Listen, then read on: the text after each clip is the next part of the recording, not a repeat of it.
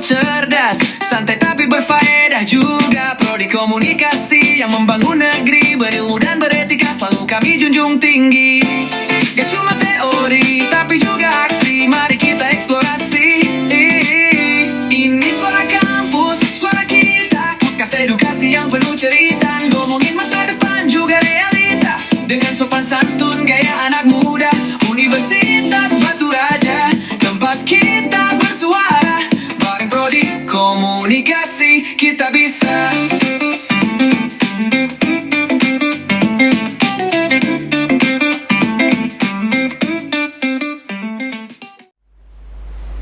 Ngobrol santai bareng mahasiswa. Halo semua, jadi kali ini kita kedatangan tamu spesial, pengusaha sukses di Batu Raja, yaitu Ko Niko Tanuwijaya. Boleh Koko silakan perkenalkan diri dulu. Halo, saya Niko. Saya owner dari Mimi Cake. Kita udah buka dari 2006. Store kita ada satu di Air Karang aja. Ya, sampai sekarang puji Tuhan. Bisa nggak sih Ko ceritain gimana latar belakang Koko sebelum memulai bisnis di tahun 2006 itu? Sebelum bisnis ya tetap kayak biasa sih, dari sekolah dulu. Awal-awal tuh kayak cuman bantuin aja lah, bantuin orang tua kan. Sebelumnya kita punya toko bangunan material, tapi nggak jalan lagi karena emang mungkin kompetisi di toko material itu lumayan sengit kan. Udah banyak. Jadi akhirnya mamaku memang basically dia suka banget sama baking, dia suka bikin cake ulang tahun. Kalau kita ulang tahun, dia biasanya bikin sendiri.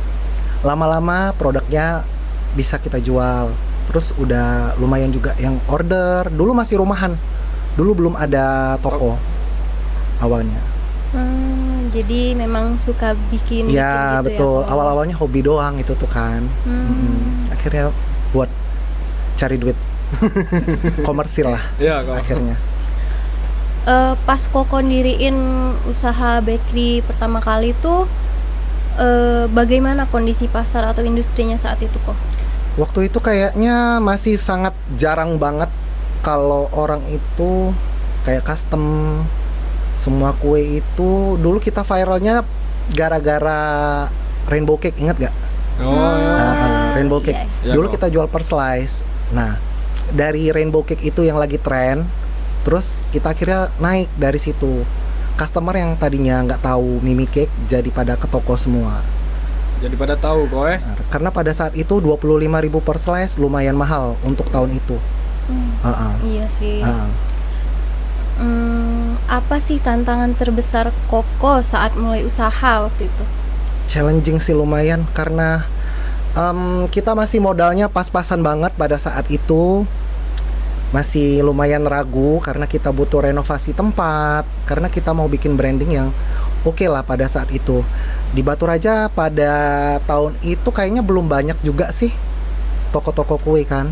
Jadi kita pengen buka tuh yang something different aja dari store-store lain. Gitu aja. Gitu boy. Siapa sosok atau mentor yang paling berperan dalam awal perjalanan Koko? Pasti mamaku dong. Oh, iya. Soalnya dia pekerja keras banget sih. Dia emang benar-benar kerjanya benar-benar luar biasa, nggak mengenal lelah. Jadi berusaha kok benar-benar digelutin. Itu kan Koko buka usaha. Waktu itu dari modal Koko sendiri atau dari orang tua, kayak tabungan gitu? Karena Mimi Cake ini sebenarnya aku sama mamaku yang ada di belakang layar. Jadi aku sama mamaku itu kayak kerja tim. Dia bagian produksi, aku bagian marketing. Bekerja sama. Ya, jadi connect kan, nyambung. Terus modal kita pelan-pelan aja sih. Awalnya pelan-pelan lah, dapat duit dikit disimpan, lama-lama kita kembangin terus sampai sekarang. Apa strategi Koko saat menghadapi kompetitor-kompetitor lain yang mulai bermunculan? Kan semakin banyak nih kok persaingan kita di zaman sekarang. Apalagi zaman sekarang kan orang di rumah aja udah bisa jualan loh. Iya. Benar nggak? Nggak harus punya store, tapi mereka udah bisa jualan di Instagram, Di media sosial pakai- kok ya. iya di sosmed lah. Iya. Intinya ya kita harus punya ciri khas sendiri sih. Terus kita juga harus ikutin tren. Di tahun ini lagi hype-nya apa, kita selalu ikutin tren. Jadi biar nggak ketinggalan. Walaupun kita toko lama, tapi kita tetap update apapun yang lagi hype di Indo lah. Bener banget sih kok. Jadi pernah nggak kau merasa ingin menyerah kau dalam bidang usaha ini kau? Kalau dibilang menyerah, kayaknya nggak pernah deh. Karena emang udah passion sih. Akhirnya jadi passion. Udah Iya, jadi Bang. passion karena dapat duit dari sini enak nih. Bisa ini, bisa itu, ya kan? Iya kau. bisa Jadinya beli malah apapun, jadi kau ya. passion. Jadi dijalanin aja lah. Janganlah menyerah.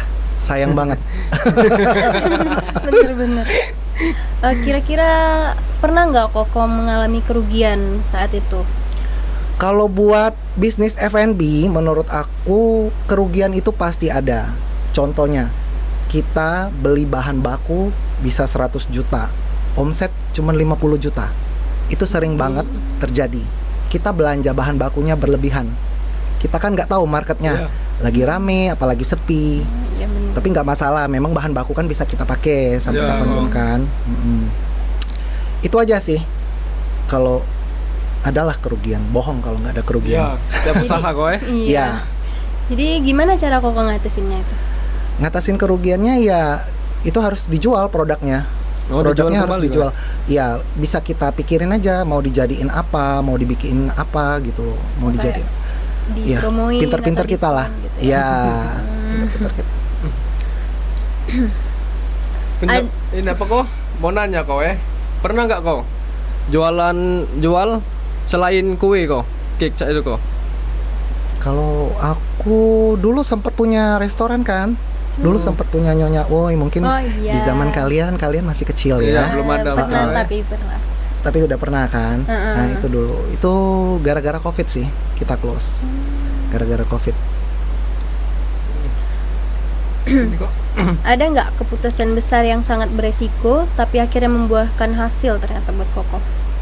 Resiko aku biasanya hidup aku ini penuh perhitungan. Jadi apapun itu sebelum aku bikin decision, aku pasti pikirin dulu kira-kira apa yang terjadi gitu loh.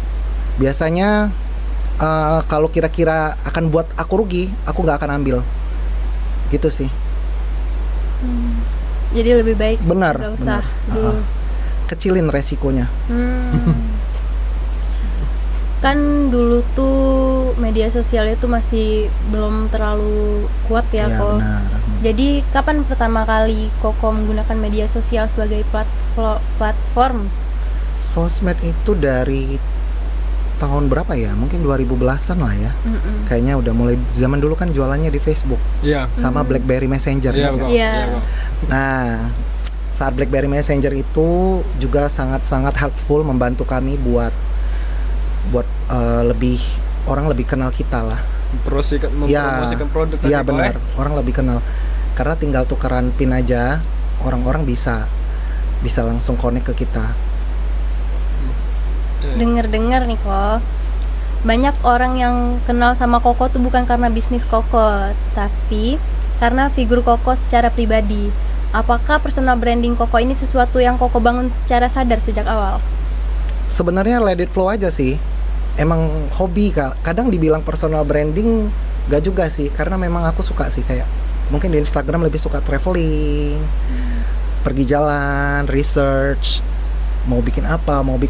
Aku kadang kalau berangkat juga sambil lihat-lihat lah apa sih yang lagi hype kan. Jadi kadang dibilang personal branding ya jalanin aja sih. Kayak dibilang personal branding ya bukan juga ya, karena memang hobi kan. Tapi kalau orang yang melihatnya sih ya syukurlah bisa jadi personal branding. Iya, Maksudnya. Seiring berkembangnya media sosial kok, bagaimana Anda mengatur citra Anda di platform seperti Instagram kok? Maksudnya gimana? Coba Mai. Ini nah. Seiring berkembangnya media sosial, bagaimana Anda mengatur citra Anda di platform seperti Instagram? Kayak misal Contohnya gimana? kan media sosial tuh bahaya ya kok ya. Heeh. Jadi gimana Koko ngatur citra Koko di misal Instagram Koko biar nggak kelihatan jelek gitu? Kalau di Instagram aku nggak neko-neko sih, selalu bijak aja sih. Apalagi aku suka dikasih endorsean kayak review makanan. Walaupun aku punya bisnis F&B juga aku harus tetap bijak. Aku nggak pernah ngejatuhin apapun, manusia ataupun makanan. Aku nggak pernah ngejatuhin karena aku kasih review baik aja. Paling kalau nggak cocok di aku biasanya direct message. Aku langsung kirim aja private. Aku penasaran banget kok sama nama Mimi Cake. Itu dari mana kok namanya? Mimi Cake itu nama mamaku sendiri. Memang nama mama aku yang asli Mimi Regina. Jadi biar simpel aja orang dengarnya kan. Mimi Cake gitu ya kok. Kalau punya usaha harus yang simpel aja namanya biar gak ribet dan cepat diinget sih. Oke. Ini kok, bagaimana Anda mengadakan antara kehidupan pribadi dan citra profesional di mata publik kok? Membedakan kehidupan pribadi Kehidupan dan citra pribadi. profesional di mata publik. Membedakan pribadi dan Kehidupan sosial. kayaknya aku nggak ada beda deh, apa adanya. Oh, jadi semua yang di Instagram itu apa adanya lah. Jadi kata yang beda kok Nggak ada yang beda. Real life-nya juga begitu. Kapan lagi seneng ya seneng. Oh, Kapan lagi sedih ya sedih. nggak ada yang ditutup-tutupin Nggak lah ya ada. kok ya.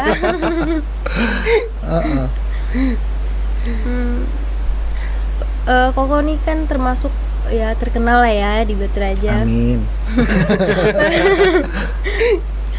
Pernah nggak nih kok personal branding Koko tuh malah disalahpahamin atau jadi bumerang buat Koko? So far enggak sih. Jadi aman-aman aja. Aman-aman aja. Terus juga ya lupakan personal branding itu juga bikin orang tuh percaya sama produk kita. Jadi Benar. intinya semakin oke personal branding kita, orang lebih yakin sama kita, produk kita. Jadi sekalian lah. Berarti personal branding tuh berdampak banget ya kok sama kepercayaan Iya. pelanggan. Iya benar. Ini kok, dampak kan tahun 2020 kan COVID kok Covid, Apa dampak yang Koko dapat dalam COVID itu kok? Kita kemarin waktu Covid sempat kurangin karyawan kita karena pada saat itu kita benar-benar jaga banget kayak kebersihan yang semua harus pakai masker karyawan. Jadi kita itu batasin penjualan juga karena pada saat itu kan orang kalau nggak salah nggak bisa cuman yang bungkus-bungkus doang kan, Iya, belinya kayak lewat dari Iya. jendela gitu Iya. kan. Iya gitu aja sih. Tapi kayaknya karyawan Koko nggak genti-genti ya, setia banget ya. Iya, syukurnya dapat karyawan Karyawan tuh setia, yang Pak. staff-staffnya bagus-bagus banget dari Kayaknya tim juga. produksi. Ya, Kayaknya ownernya nih juga baik banget Iya. ya, makanya betah Amin. karyawannya. Apakah Mimi Cake punya rencana buka cabang di tempat lain kok? so far sih kita belum ada planning, tapi kalau Tuhan berkehendak kita tidak tahu ya. Jadi kalau sekarang sih belum kepikiran ya, karena Belum ada kita masih kepikiran ya, sana, Kok, ya? belum ada, karena kita masih ngurusin satu aja, yang penting fokus Fokus dalam aja. satu, Kok, Penjualannya yang penting banyak gitu loh.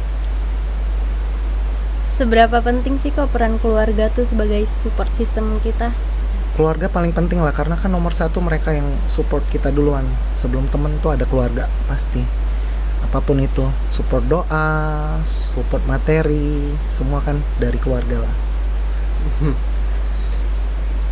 Nilai apa kok yang paling Koko jaga dalam menjalankan usaha ini selama hampir 2 dekade nih kok?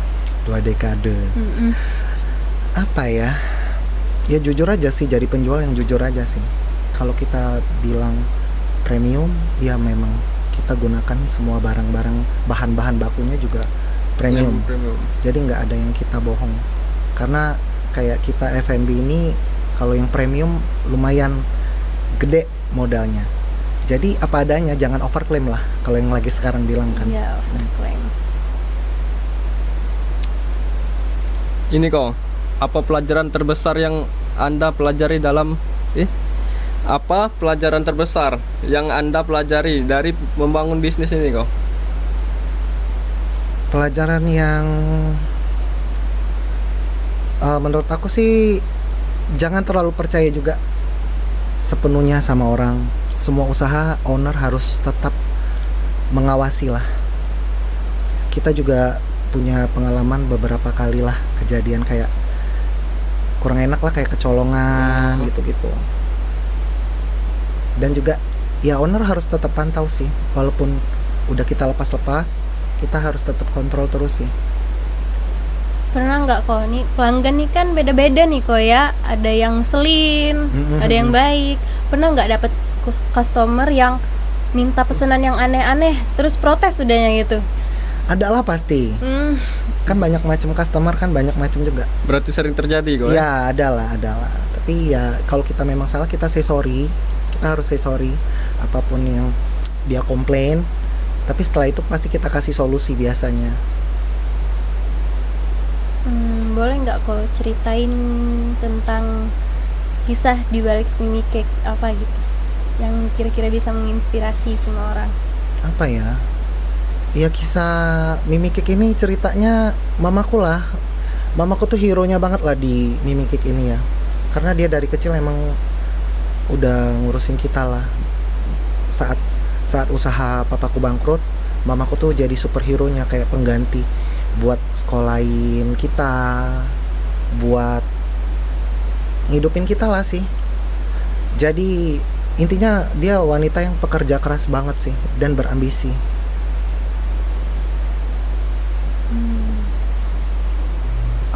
Apa kesalahan umum yang sering dilakukan oleh pengusaha pemula kok? Menurut Koko? Semuanya over biasanya. Biasanya orang tuh suka gagal, mungkin mereka itu kayak manajemen keuangannya belum rapi kali ya. Manajemen keuangannya belum rapi juga bisa. Jadi semua tuh memang harus hati-hati lah. Kita harus pinter baca sikon. Kira-kira ini jalan nggak? Kira-kira itu doang sih. Ada nggak kok produk Koko yang Koko khusus bikin sendiri buat orang tapi nggak dijual di tempat Koko ini? Dijual di pasaran kok? Nggak dijual di pasaran ya? Iya. Apa ya? Kayaknya sekarang gampang banget copy paste ya. Kayaknya sekarang semua ada deh. Kayaknya nggak bisa lagi lah. Signature ya kita apa ya? Kalau zaman dulu tuh kita Klepon Cake pertama kali di Batu Raja kan. Iya, seneng banget. Terus apa lagi ya? Kalau sekarang tuh ya udah ada semua sih. Orang gampang tinggal cari di internet doang kan. Iya sih. Teknologi kan udah maju, beda. Kalau zaman dulu kan belum secanggih sekarang. Resipi itu banyak, semua di mana-mana pun ada, kalian bisa search. Banyak banget. Dulu pernah buka kopi sapi. Ada, itu Kopi Satu dulu itu kita sempat jual franchise-nya juga sampai ada 10 chapter zaman itu. Sebelum Covid, benar. Waktu itu lagi hype banget kopi kan. Berarti sempat buka kopi itu kok? Ya itu join tapi sama ada teman aku dari Palembang. Berarti tidak sendirian berarti? Enggak. Jadi Koko nih sempet buka apa aja nih kok? Yang buka terus tutup. Koko nih kan Apa ya? Ya experience-nya lumayan ya. iya, main banyak kayaknya. Banyak lah dulu. Zaman dulu kafe kayak Nyonya O itu kan kita buka pada saat emang belum ada kafe-kafe menjamur seperti sekarang kan. Sekarang udah banyak banget. Berarti kota kita maju. Harus kita akuin kota kita maju. Karena Bener, semua brand nasional pun akan masuk. Someday pasti masuk ke Batu Raja kan. Jadi kita ya harusnya berbangga lah. Justru semakin banyak mereka yang datang ke sini berarti kota kita maju banget. Dulu ada Nyonya Oi, ada warung pempek juga sempat. Dulu toko aku Mimi Cake itu sempat ada 3 dulu malahan. Dulu zaman dulu masih berambisi banget kan. Berambisi kok ya? Ternyata ya yang benar kita harus buka satu tapi fokus aja. Fokus di dalam Itu satu aja. Biarkan itu menjadi pelajaran. Kalau untuk strategi Mimi Cake ini kok dalam menghadapi kompetitor itu gimana kok? Kalau strateginya ya kita tetap punya signature kayak kita harus beda aja lah intinya.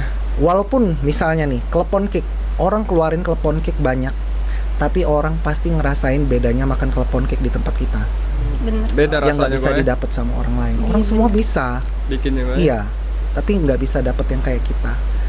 Itu aja strateginya, kita punya orisinil sih. Kita harus punya originalitas lah kalau orang bilang sekarang. Jadi jual apapun bisa diterima masyarakat.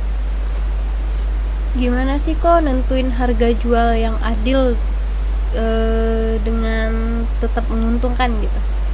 Harga jual yang Adil, Adil kok. agar Adil. tetap menguntungkan. Marginnya nggak boleh gede sih, berarti kita jual kayak tadi apa pertanyaan? Cara nentuin harganya Oh, yang cara adil nentuin harga. agar untungnya tuh tetap gitu. Kita ikutin harga market biasanya kan, ikutin harga pasaran. Biasanya mie cake tuh lebih mahal, memang lebih mahal karena ya memang dari segi bahan baku juga kita yakin sih kita pasti lebih tinggi udah costnya. Mie cake juga lebih mahal, tapi orang tetap milih mie cake. Iya, iya. Orang market kita ini udah beda-beda lah, memang udah. Jadi kalau mau yang budget berapa bisa beli di toko mana, yang punya budget lebih bisa beli di toko kami. Sekarang tergantung dari budget masyarakat lah. Kira-kira apa kok mimpi yang belum sempat Koko wujudkan sampai sekarang kok? Apa ya? Aku pengen gedein toko aja sih. Kalau untuk sekarang aku pengen gedein toko aku, punya kitchen yang gede banget, punya toko yang parkirannya luas. Itu aja sih, nggak muluk-muluk. Karena kita udah karyawan-karyawan aku juga udah bagus-bagus banget sih. Puji Tuhannya mereka udah bagus-bagus banget. Kerja sama kita ada yang sampai 20 tahun. Udah lama banget. Udah lama, Iya, weh. ya. Apa sih kok menurut Koko nih, apa yang buat kue di mie cake itu lebih mahal? Dari segi bahan baku juga udah beda sih. Kita menggunakan bahan-bahan yang memang mahal. Jadi kalau mau dijual murah itu kayaknya agak susah ya. Nggak worth it Karena jatuhnya ya kok. karena lidah-lidah kalian lah yang udah cobain kan. Ada nggak Koko rencana untuk pensiun atau menyerahkan bisnis ke generasi selanjutnya? Kalau untuk saat ini disuruh pensiun kayaknya belum mau ya deh. Kayaknya kalau sekarang pensiun belum mau dulu lah, nantilah. Tapi next generation pasti ada Pasti ada inisiatif, penerusnya, Koy. penerusnya siapa. Tapi Kok- kalau misal untuk referensi Mm-mm. menu kue itu ada nggak referensi dari luar coba? Ada lah, sekarang kan. Atau Sekarang. gitu. Oh. Nanti misal kunjungan keluar misal akan misal viral terus Iya coba pasti, di sini ya. makanya aku bilang tadi join the trend. Join yang lagi tren, Mengikuti zaman ya, Ko, ya. Karena orang-orang di Batu Raja ini FOMO. Apapun kayak kemarin Kromboloni kan, keluar Kromboloni semua bener toko kue itu siapin Kromboloni semua, pasti. Jadi kita harus ikutin aja trennya. Jadi walaupun toko kuenya udah jadul, toko kue lama, tapi kita tetap update lah. Dan rasa harus dijamin juga enak. Bener kok. Harus lebih. Karena kalau menciptakan kue yang belum ada di luar. Kue yang belum ada di luar. Yang dari inspirasi Koko sendiri. Inspire biasanya modifikasi sih kalau kayak gitu. Biasanya dimodifikasi. Kalau orisinil sih kayaknya kita kan kayak aku juga jual kue-kue Nusantara kan. Itu memang udah ada dari zaman dulu kan. Iya. Kayaknya nggak ada deh. Pernah nggak Koko bikin kesalahan terbesar yang buat Koko nyesel? Aku terlalu banyak renovasi kayaknya. jadi pada saat aku dulu pernah buka rumah pindang yang di lantai 2 Nyonya Oi itu, aku sempet renovasi lumayan habis duit banyak banget di situ. Setahun kemudian COVID. Oh, jadi di situ Iya, ya, di Ko, situlah. ya. Lagi saat keluarin duit banyak tapi belum balik modal udah COVID. Gimana itu kan? lumayan. Lumayan kerugian. Gimana kok waktu itu jadi ngatasinnya kok? Ya jalanin aja. Jadi kayak let it flow aja, cari duit lagi yang lain lah. Dijadikan Pasti ada solusi ya, kok. sih. Yang penting kita confidence saja. Kalau bisnis Koko bisa dibungkus dalam satu kata, apa kata itu dan kenapa kok? Apa ya? Satu kata, nggak boleh dua. Boleh, 2, 3. Self confidence sih kalau aku. Yang penting percaya diri aja. Kalau yakin, kalau percaya diri kan berarti kita yakin sama diri kita tuh bisa bikin apa. Apa sih yang bisa kita bikin, bisa nggak diterima masyarakat. Apapun hasilnya kan, kalau kita percaya diri hasilnya bagus sih. Biasanya ya. Gitu aja sih. Jadi harus percaya diri kok ya. Percaya diri lah. Menurut Koko, buat orang yang Koko pernah nggak sih ngerasa ragu-ragu gitu mau ngelakuin sesuatu, buka bisnis atau ngeluarin produk gitu? Gimana perasaan Koko, pernah nggak ragu-ragu gitu? Kalau ragu-ragu misalnya kita kayak bikin menu, misalnya kayak kemarin ada bread cream cheese kalau nggak salah, kayak brand yang di Jakarta lah. Kayaknya itu kalau buat dijual di Batu Raja itu kayaknya nggak cocok deh, karena memang mahal banget. Marketnya belum bisa masuk buat di sini deh. Itu aja sih biasanya, kayak keraguan saat kita mau keluarin menu. Pernah nggak kok ngalamin kejadian tersulit yang hampir buat usaha Koko tuh bener-bener tutup? Ya yang kemarin lah, yang rumah pas pindang itu. Rumah pindang itu ya, Kok ya? Koko tuh bisa bikin kue atau mama Koko yang bikin? Aku nggak bisa, jadi jadi kan tadi, jadi yang bagian produksi itu memang mamaku, tapi aku hanya memarketingkan dan kasih ide-ide kreatifnya aja biasanya. Berarti Aku bagian kontennya lah. Kok pengen ngasih Konten ide kok ya? kreatornya, iya, aku kasih ide. Mama yang bikin. Mamaku yang bikin yang produksi. Jadi Hah? Kayaknya nggak bisa deh. tapi pengen nggak kok belajar bikin kue? Adik aku biasanya. Ada yang lumayan lah kayaknya. Koko ada nggak pengen bangun usaha tapi bukan F&B gitu? Ada nggak kepengenan? Usaha tapi bukan F&B. Kayaknya kalau untuk saat ini belum ada sih. Kayaknya masih enakan F&B sih dari bisnis lain so far ya.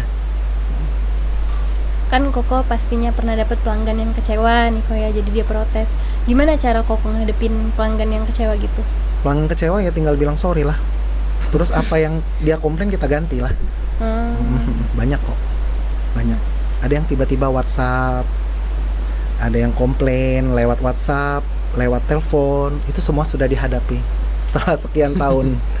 Biasa, itu biasa, sangat biasa. Miskom nggak? Pernah miskom juga gitu? Iya, biasanya apalagi kalau kayak kerjain ke custom, orangnya mau kayak gini, kita bikinnya kayak gini, itu tuh udah biasa. Tapi sekarang sih udah minimal banget lah, jarang terjadi. Itu cerita zaman dulu ya, zaman dulu. Untuk sekarang alhamdulillah enggak. Ya, alhamdulillah lewat aja lah. Ini kok apa? Mau nanya kok. Kira-kira kok umur Koko sekarang ini berapa kok? Umur Iya, kalau boleh tahu. 34. Penasaran ya, Kok.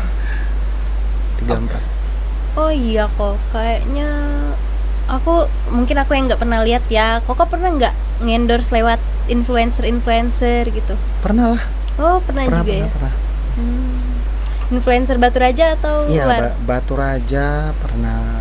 Kebetulan kadang-kadang influencer itu teman-teman aku sendiri. Oh. jadi nggak terlalu effort kan, tinggal minta tolong aja. Iya. Untungnya enak-enak lah, punya teman yang baik-baik.